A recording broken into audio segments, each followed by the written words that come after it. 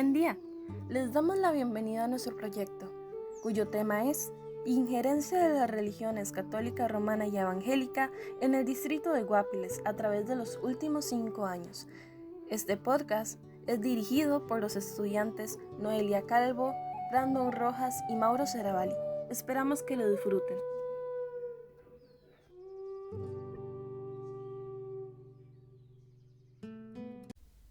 En el mundo existe gran diversidad de religiones, con sus variadas características y aspectos. Estas se sustentan con la fe y la emoción y en sus percepciones morales, siempre con relación a lo divino.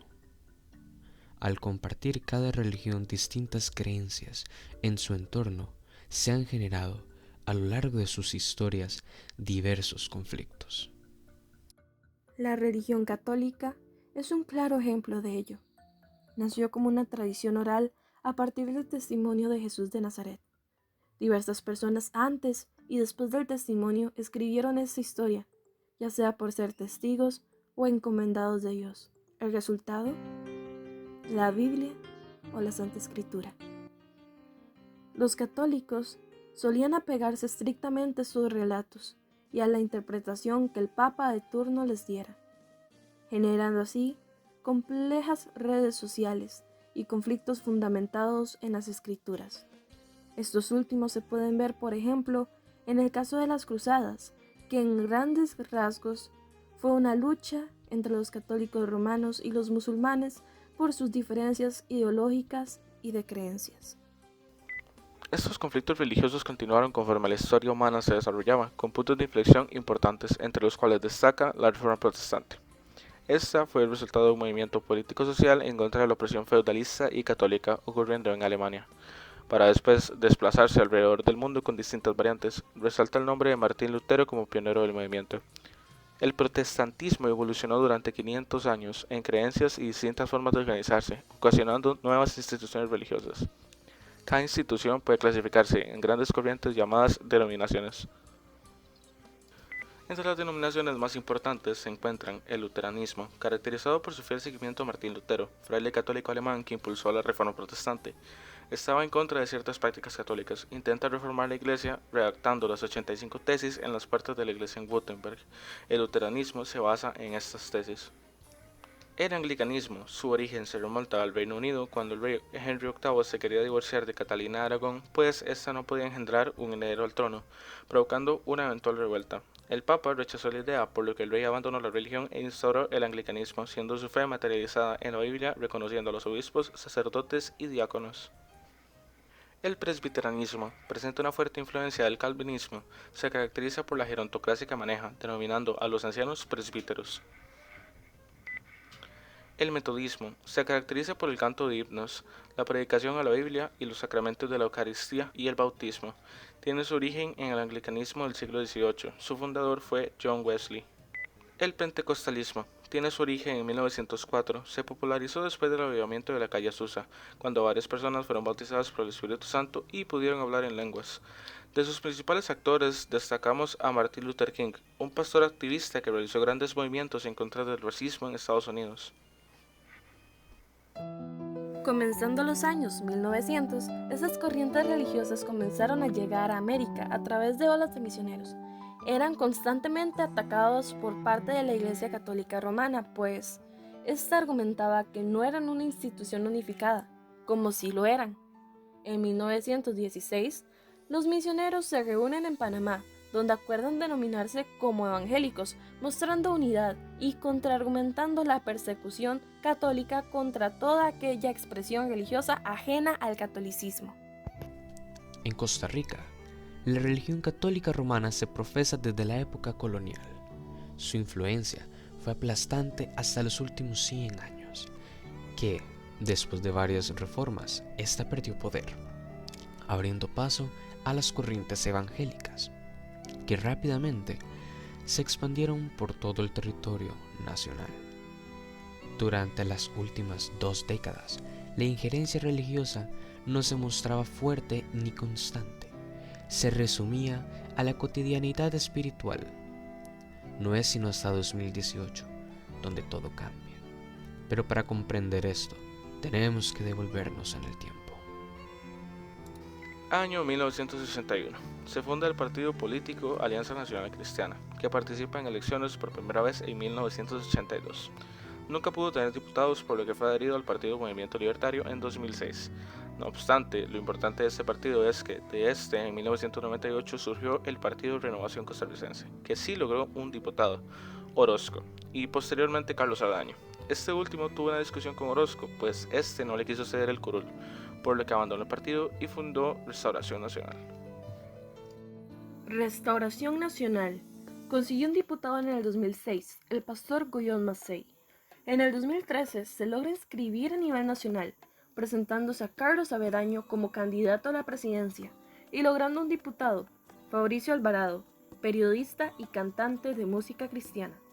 En el 2014 y 2018 crea alianzas con partidos como Renovación Costarricense, Alianza Demócrata Cristiana y Partido Accesibilidad Sin Exclusión. Constituyeron un bloque opuesto a proyectos como sociedades de convivencia de parejas del mismo género, legalización de la fertilización in vitro y cualquier regulación sobre el aborto y derechos sexuales. 2018. Considerado por muchos como un punto de inflexión, para algunos un momento decisivo. La injerencia religiosa en todo el país alcanzó su máximo esplendor, pues Fabricio Alvarado, candidato del Partido Restauración Nacional, alcanzó un gran apoyo político. Su candidatura no era conocida, y lo fue cuando anunció sus intenciones de apostarlo todo contra el fallo de la Corte Interamericana de los Derechos Humanos, la cual instaba al gobierno costarricense a aprobar el matrimonio igualitario. Después de su pronunciamiento, su popularidad pasó del 2% al 24.7%. Su campaña se basó en la hostilidad hacia la diversidad sexual y las regulaciones al aborto terapéutico. Al final, el partido no consiguió sus objetivos completos. Su candidato a la presidencia, Fabricio Alvarado, siendo periodista y cantautor de música cristiana, no consiguió la elección. No obstante, sí se logró el ingreso de 14 diputados a la Asamblea Legislativa, de los cuales 7 se identificaban como pastores y otra como predicadora. Como vimos anteriormente, la religión se puede manifestar de maneras negativas que causan influencia en ámbitos que deberían ser ajenos a ella. Sin embargo, hay que tomar en cuenta el hecho de que estas religiones también colaboran en diversos campos en la actualidad, como por ejemplo la Confederación de Caritas Internationalis, que cuenta con 162 organizaciones católicas de asistencia, desarrollo y servicio social, teniendo como misión construir un mundo mejor para las personas pobres, oprimidas, discriminadas y excluidas. Esta confederación trabaja sin tener en cuenta la etnia, género o raza de sus favorecidos, siendo una de las más amplias redes humanitarias del mundo. Otra de las organizaciones es Manos Unidas, la cual trabaja con el fin de luchar contra la pobreza, el hambre, la malnutrición, enfermedad y subdesarrollo. En el año 2018 aprobó alrededor de 774 proyectos benéficos a lo largo de casi todo el mundo, y no podemos olvidar Misioneros de la Caridad, una organización fundada por María Teresa de Calcuta, cerca del año 1950, con el fin de ayudar a las personas más pobres. Actualmente cuenta con más de 4.000 monjas en 133 países. A su vez, nos encontramos con la Iglesia Evangélica, que no se queda atrás. A pesar de que no tienen tantos recursos como la Iglesia Católica, hacen un gran aporte a comunidades más pequeñas.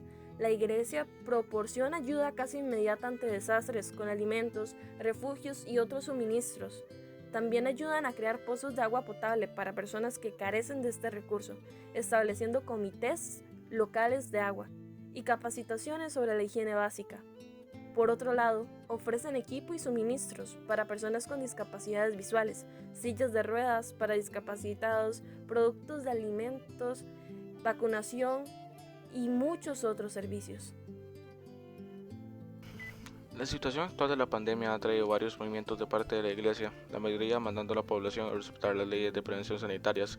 Sin embargo, no todos las acatan manteniendo las reuniones y cultos con contacto físico, desobedeciendo las reglas instauradas por el mismo Estado para disminuir la propagación de la enfermedad, esparciendo la misma, situación que terminó obligando a las autoridades a cerrar a fuerza estos establecimientos y cancelar todo tipo de actividades religiosas hasta nuevo aviso para evitar estas aglomeraciones.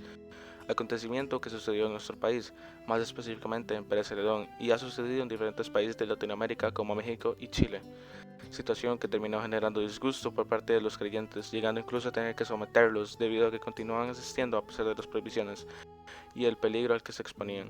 Sin embargo, el porcentaje de las iglesias en las que ocurrió esto fue muy bajo.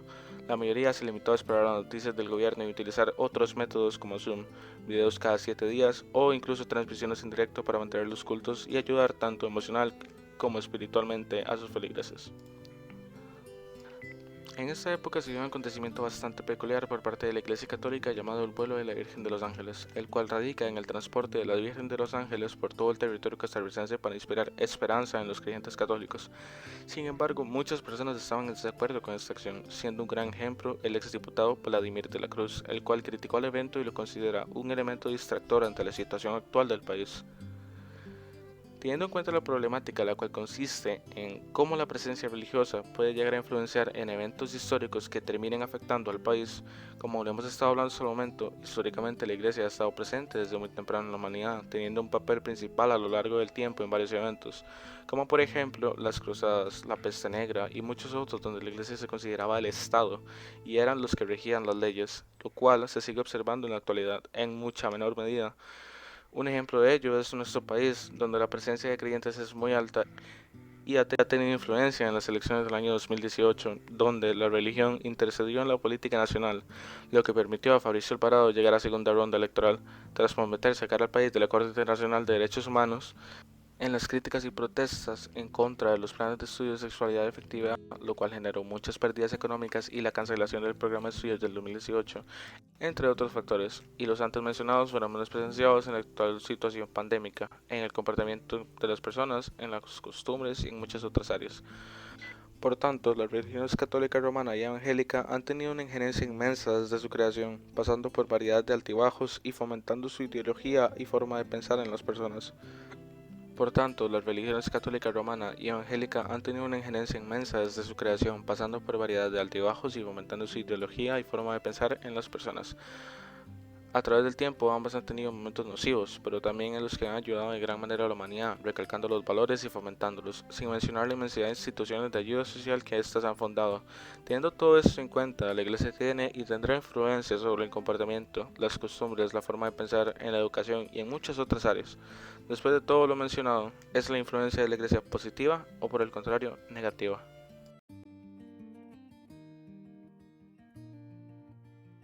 Bueno, llegó el momento de empezar lo que sería la conclusión del podcast propiamente, donde queremos mencionar o involucrar más el contexto de nuestro tema, que sería la región de Guapiles, una región que es caracterizada por tener una fuerte influencia religiosa con alrededor de 36 templos de distintas ramas del evangelismo y también de la Iglesia Católica propiamente.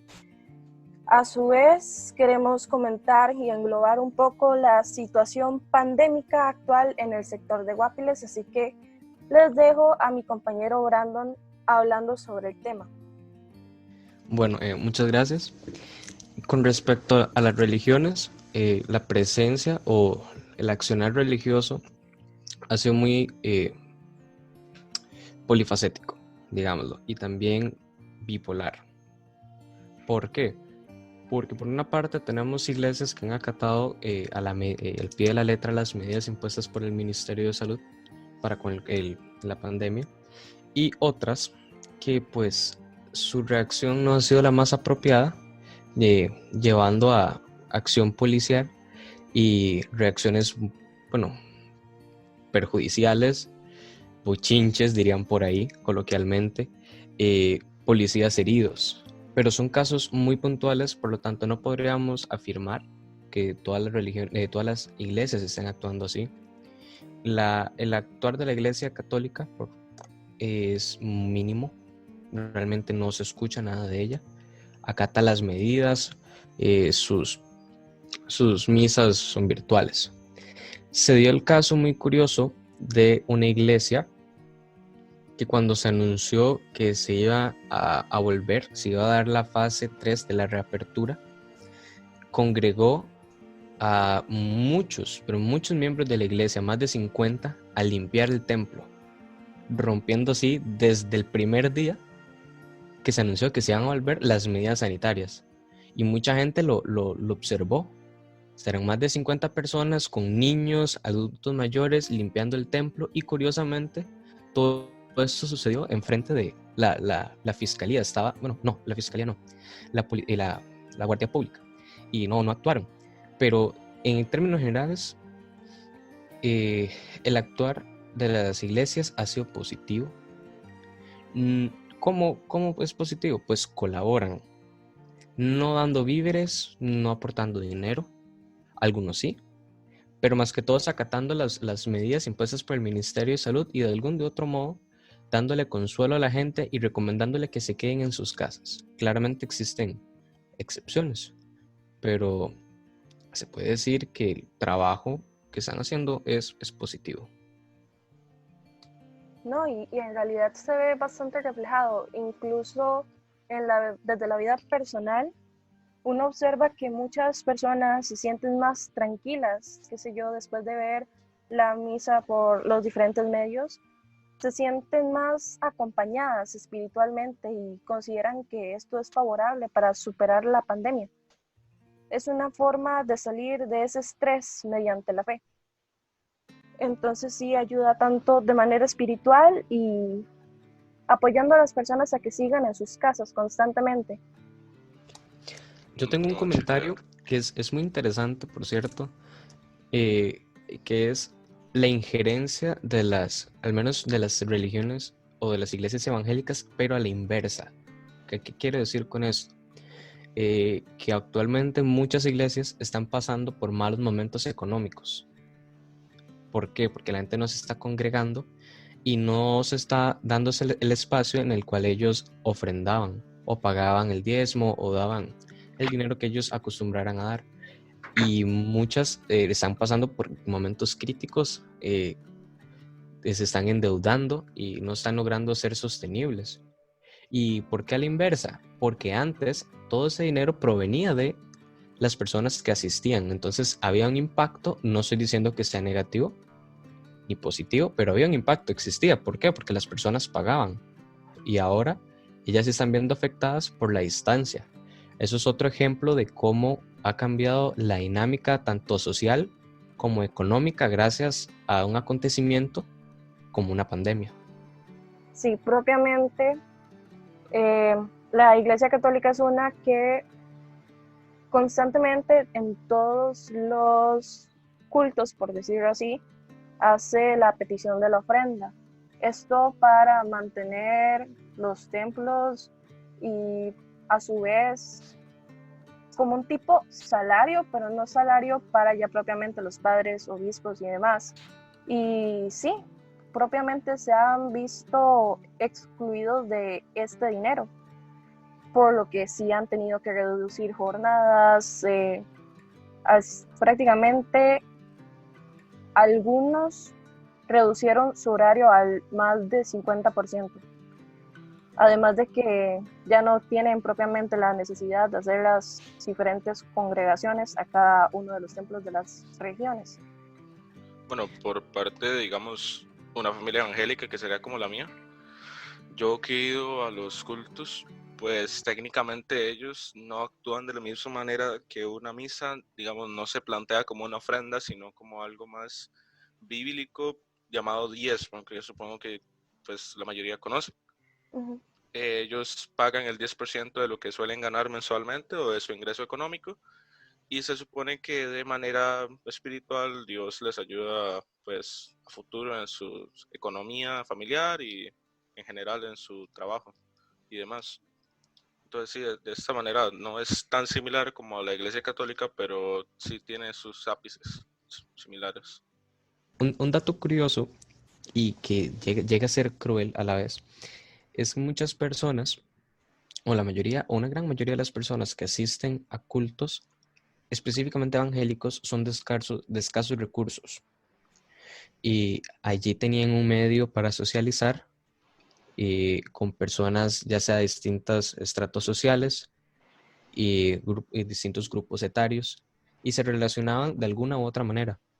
Y ante esta coyuntura, muchos se han privado de este espacio y tampoco son capaces de recibir el mensaje religioso que allí pues percibían. ¿Por qué? Porque al ser de pocos recursos, suelen no tener un buen acceso a las tecnologías de información y comunicación.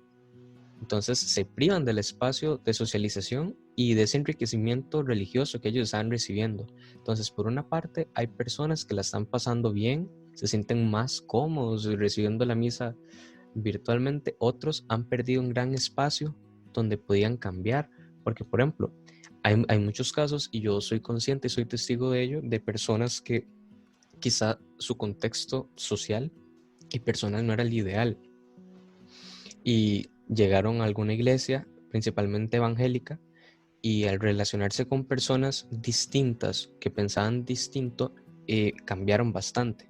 Eso es algo bastante importante. Cambiaron bastante y se puede decir que se reformaron. Pero imaginémonos que esa persona empiece a ir a la iglesia y pues ahora se le prive y no pueda volver a socializar. Eso sucede también.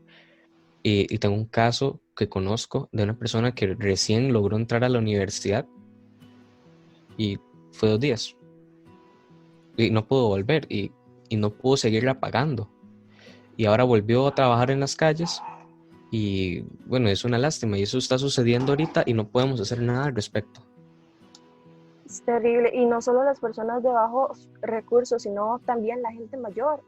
Justamente la gente mayor va a los templos y socializa con los demás, conversan y escuchan la palabra. En el caso de propiamente de la religión católica, usted ve que incluso las mayorías de personas son adultos mayores y son personas que hoy en día se están quedando en casa, quizás incluso sin el conocimiento para manejar la tecnología, y ya queda más que todo destinado a la familia que, qué sé yo, le ponga ahí propiamente la misa en vivo, pero no creo que eso se dé en todos los hogares.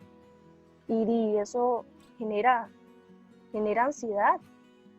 Y el solo poder ver, qué sé yo, que vean la televisión todos los días a mediodía, al ver las cantidades de casos nuevos de COVID-19 propiamente, y quizás no poder tener ese desahogo que tenían antes, genera mucho estrés. De hecho, es una de las problemáticas que se está dando ahorita, el estrés en la gente mayor que no puede salir, y tras de eso están más exentos a padecer de manera más grave la enfermedad.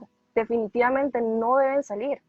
Entonces pasan dentro de sus casas, aburridos, sin poder socializar, sin poder expresarse.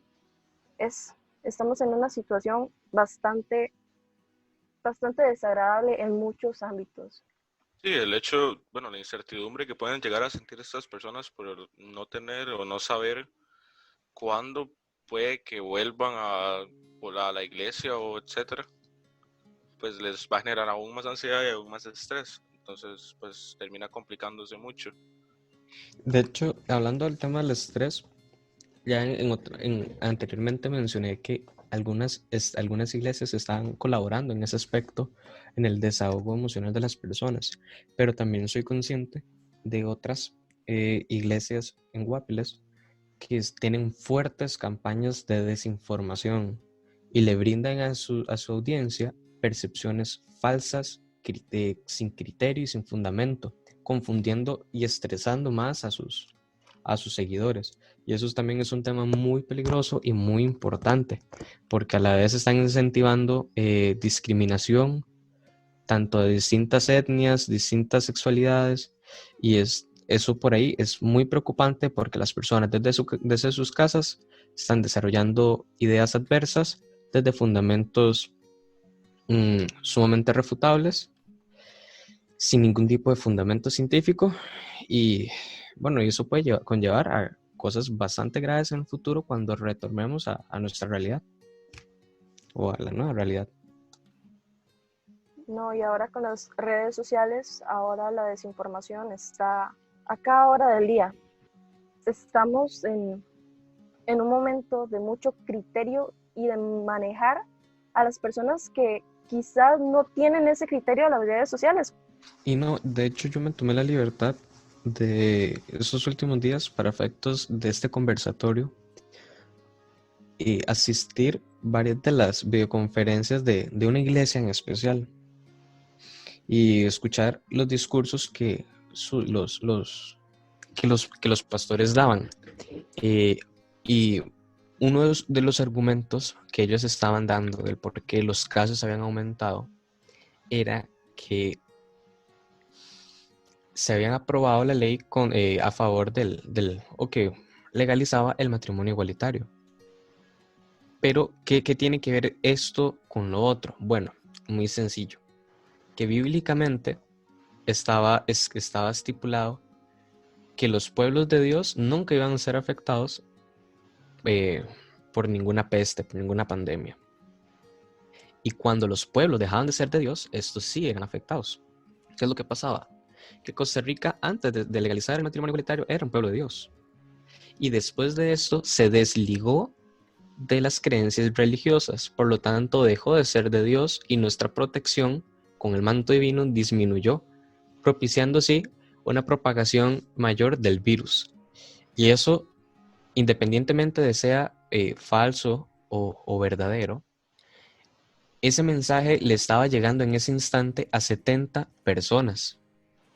70 personas que en el chat confirmaban, decían amén, eso es cierto, yo lo creo, es culpa del gobierno, nos están mintiendo. ¿Y cuál es el problema acá? Ya son 70 personas que se han desinformado críticamente y que muy probablemente ese mensaje lo vayan a compartir con su familia, con sus amigos y van a tener una postura muy complicada. ¿Y qué es lo que pasa? Cuando viene el gobierno a explicar que se está propagando el virus porque las personas están saliendo sin mascarilla, se están congregando, están haciendo fiestas, ¿qué van a hacer? Van a culpar a etnias, van a culpar a personas con distintas posturas, con gusto, con tendencias sexuales distintas, y no se van a enfocar en el verdadero problema o en la solución, que la solución no es tildar de malo o bueno a ciertas personas, no, es usar la mascarilla y no a conglomerarse. Entonces, por ahí, eso es otro punto que hay que tener muy en consideración, que sí es un punto negativo de la acción, al menos propiamente, de ciertas iglesias en el distrito de Guapiles.